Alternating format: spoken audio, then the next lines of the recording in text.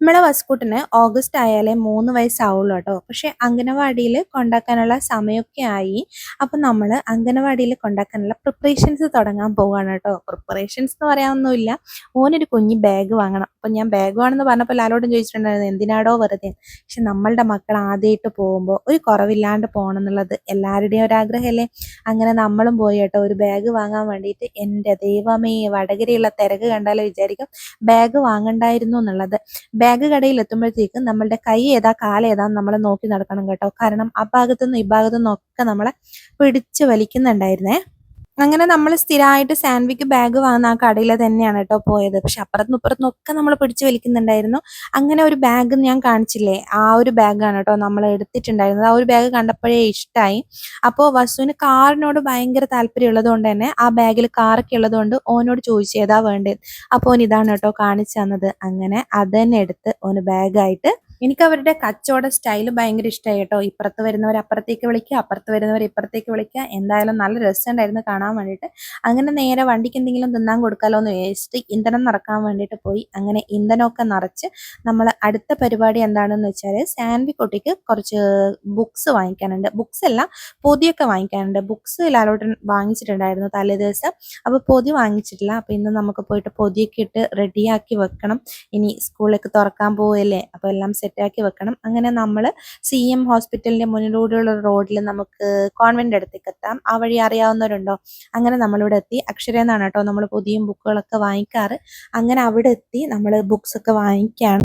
ബസ്സുവാണെങ്കിൽ അവിടെ എത്തിയപ്പോൾ മുതൽ എന്തൊക്കെയോ വാരണം എന്നുണ്ട്, എന്തൊക്കെയോ കാണുന്നുണ്ടല്ലോ. അപ്പോൾ ഓരോന്നോരോന്ന് എടുത്ത് നോക്കുന്നുണ്ട് ഇതൊക്കെ തനിക്ക് പറ്റുമോ എന്നുള്ളത്.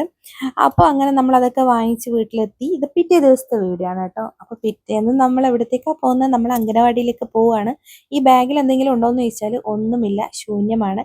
അപ്പോൾ എടുത്തിടാനൊക്കെ നല്ല താല്പര്യമുണ്ട്. അങ്ങനെ വസ്തു അതൊക്കെ എടുത്തിട്ട് നമ്മൾ പോവുകയാണ്. ഏകദേശം ഒരു 10 മണി ആയിട്ടുണ്ട് കേട്ടോ. അപ്പോൾ ഒരു 10 മണിക്ക് എങ്ങനെയാണ് ഇറങ്ങുന്നത്. ലാലോട്ടം പോകുമ്പോൾ നമ്മളവിടെ ആക്കിത്തരാമെന്ന് പറഞ്ഞു.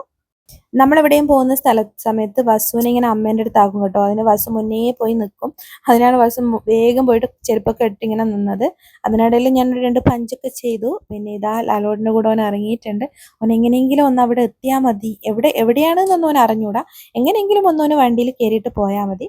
അപ്പോൾ ഇതാണ് കേട്ടോ നമ്മളുടെ അംഗനവാടി. അപ്പം നമ്മളുടെ വാർഡിൽ അംഗനവാടി ഇല്ല. ഇതിപ്പോൾ വാടക കെട്ടിടത്തിലാണ് കേട്ടോ നിൽക്കുന്നത്. സ്വന്തമായിട്ട് അംഗനവാടി ഉണ്ടെങ്കിലേ അത് കൂടുതൽ മോഡിഫിക്കേഷൻ നടത്താൻ പറ്റുള്ളൂ. അപ്പോൾ വാടകയിലാവുമ്പോൾ അധികം മോഡിഫിക്കേഷൻ ഒന്നും നടത്താൻ പറ്റില്ല. അപ്പോൾ ഇതൊരു പഴയ കെട്ടിടമാണ്, ഇതൊരു വീടാണ് കേട്ടോ. ഇവിടെ ആദ്യം ഒരു കടമുറിയിലായിരുന്നു. അപ്പോൾ നമ്മുടെ പുതിയ അംഗനവാടിയൊക്കെ ഇനി വരുന്ന വർഷങ്ങളിൽ വരും എന്നുള്ള പ്രതീക്ഷയുണ്ട്. അപ്പോൾ നമ്മുടെ വാർഡ് കൗൺസിലറും പിന്നെ കുട്ടികളുടെ പാരൻസും ഒക്കെ നിന്നിട്ടുണ്ട് കേട്ടോ. അപ്പോൾ ഈ ഒരു വീഡിയോയുടെ മുഴുവനായിട്ടുള്ള വീഡിയോ ഇല്ല, കാരണം എൻ്റെ ഫോൺ പെട്ടെന്ന് ഓഫായി പോയതുകൊണ്ട് തന്നെ. അങ്ങനെ കുട്ടികൾക്ക് കൊടുക്കാനുള്ള ബൊക്കയും കാര്യങ്ങളൊക്കെ റെഡിയാക്കി വെച്ചിട്ടുണ്ട്. അടുക്കളയിൽ ഇത് തകൃതിയായിട്ട് നമ്മളുടെ ആശാ വർക്കറും ടീച്ചർമാരും കുട്ടികളുടെ അമ്മമാരും ഒക്കെ കൂടിയിട്ട് പായസം ഉണ്ടാക്കുന്നുണ്ട്. അപ്പോൾ വസു ആണെങ്കിൽ എന്നെ വിടുന്നുണ്ടായിരുന്നില്ല കേട്ടോ. ഞാൻ എണീറ്റ് പോകുമെന്നുള്ളൊരു പേടി ഓനുണ്ട്.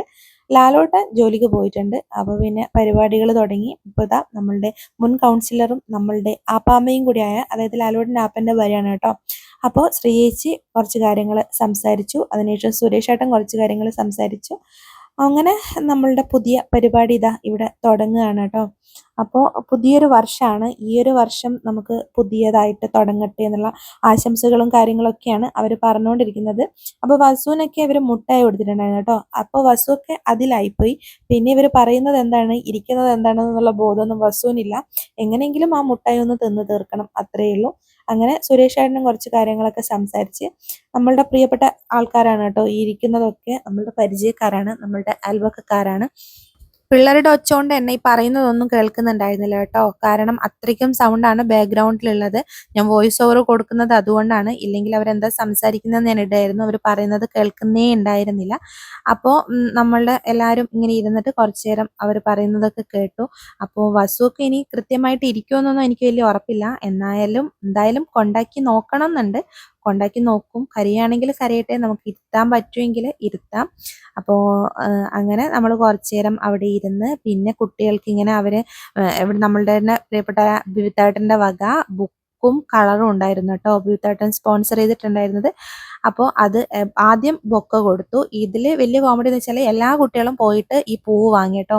വസുവിനെ മാത്രം വിളിച്ചപ്പോൾ വസു ഇല്ലാന്ന് പറഞ്ഞു. 2-3 പ്രാവശ്യം ഇപ്പോൾ ഇല്ലാന്ന് പറഞ്ഞപ്പോൾ വസുവിന് അവർ അങ്ങോട്ട് കൊണ്ട് കൊടുത്തു കേട്ടോ. ഓനാരാ മോയൻ വലിയ VIP ആണ്.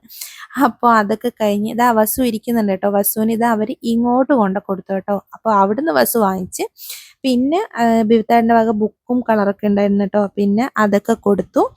അങ്ങനെ നമ്മൾ കുറച്ച് നേരം അവിടെ ഇരുന്ന് പായസവും കാര്യങ്ങളൊക്കെ ഉണ്ടായിരുന്നു കേട്ടോ. ഞാൻ പറഞ്ഞില്ലേ എൻ്റെ ഫോൺ പിന്നെ പെട്ടെന്ന് അങ്ങോട്ട് ഓഫായി പോയതുകൊണ്ട് തന്നെ അതൊന്നും എടുക്കാൻ പറ്റിയിട്ടുണ്ടായിരുന്നില്ല.